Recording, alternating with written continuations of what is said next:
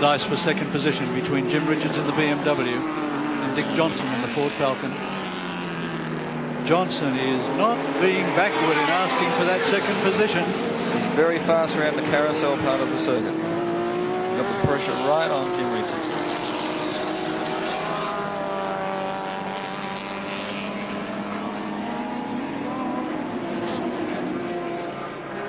The last round of the Australian Touring Car Championship was won, in fact, by my co-commentator, Bob Morris. Bob, just how much development is left in these motor cars? Well, I think if the cars kept going for 10 years, it'd always be development. Somebody always finds a new tweak and something to make them go just a little bit faster all the time. Must be but there's frustrating. not much left in it. Must be frustrating you today that you're here sitting with us rather than down there racing.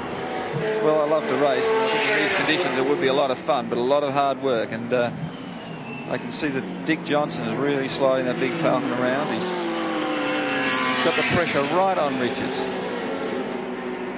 Richards is very cool.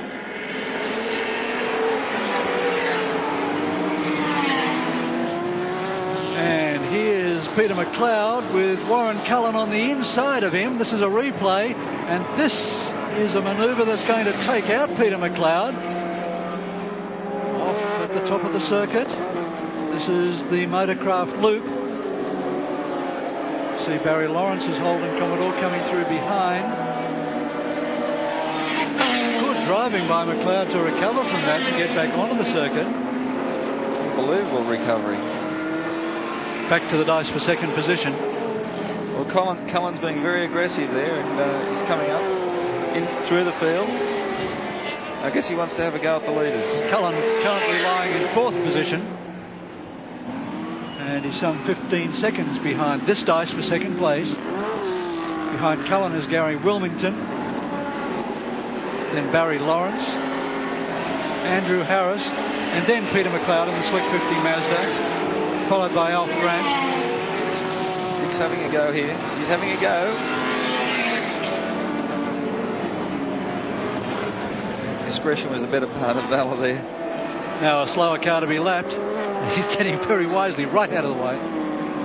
Down into Hungary corner.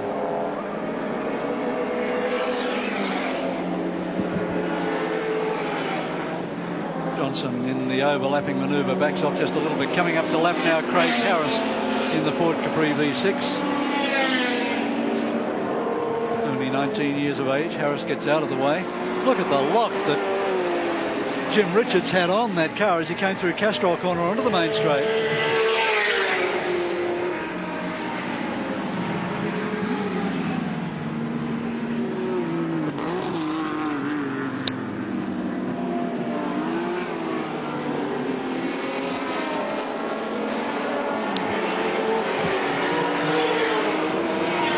.63 seconds separates this from the dice for fourth position, which is currently being led by Warren Cullen, who's just opened a gap of about 1 second on a furiously battling trio of cars behind him.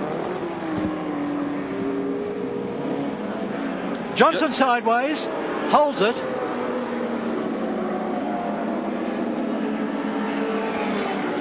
It takes a lot of car control to get yourself out of that situation. As Bob Morris said, the track in an incredibly strange position at the moment, where it's dry in some parts, wet in the other.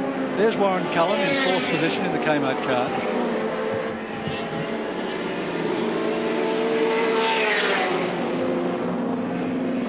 Behind Cullen comes the local driver, Barry Lawrence, Speedway ace of some note. This, in fact, is the car that Bob Morris raced with and won at Surfers Paradise 2 years ago in a long-distance endurance event. It has always been regarded as one of the very best racing Commodores built in Australia, Bob. Well, it was built by Recar Racing, and it was a good car. It was driven by Ron Wanless at Bathurst, and I think from memory when I drove that car, I didn't quite win. I was second by a few seconds, but it was still a very good car. But Cullen's having trouble fighting him off here. It's a very good drive from Barry Lawrence, considering his comparative lack of experience.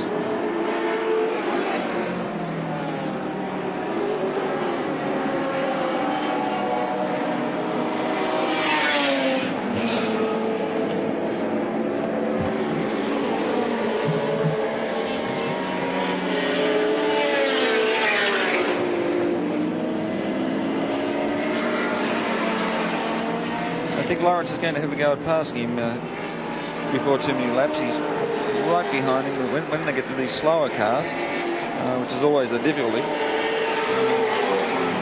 16.1 seconds separates them from Dick Johnson, still lying in third position. So the gap closing somewhat. They had been out to 18 seconds. There's Johnson. He appears to have dropped the pressure off Jim Richards a little. Jim has a couple of car lengths gap there, which is the most they've had all race, I think.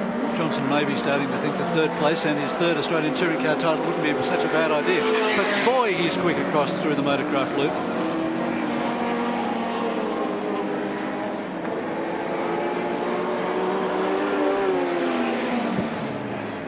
Here comes Johnson again out of the slipstream. He won't do it.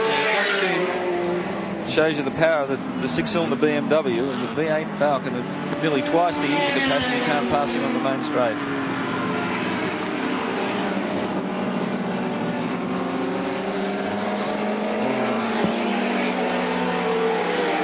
Johnson really wants that second position.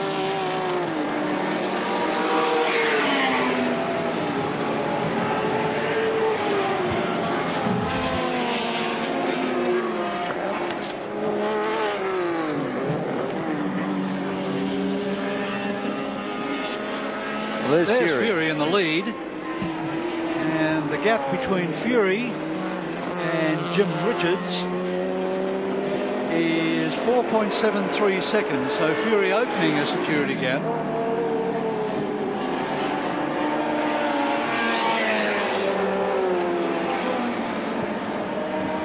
Well, 4 seconds with so many laps to go.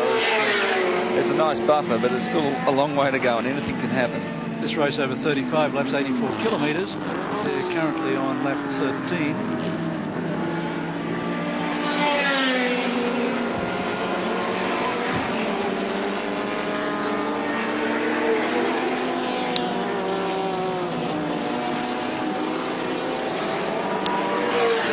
After 5 rounds in the Australian Touring Car Championship, Dick Johnson leads the title on 111 points.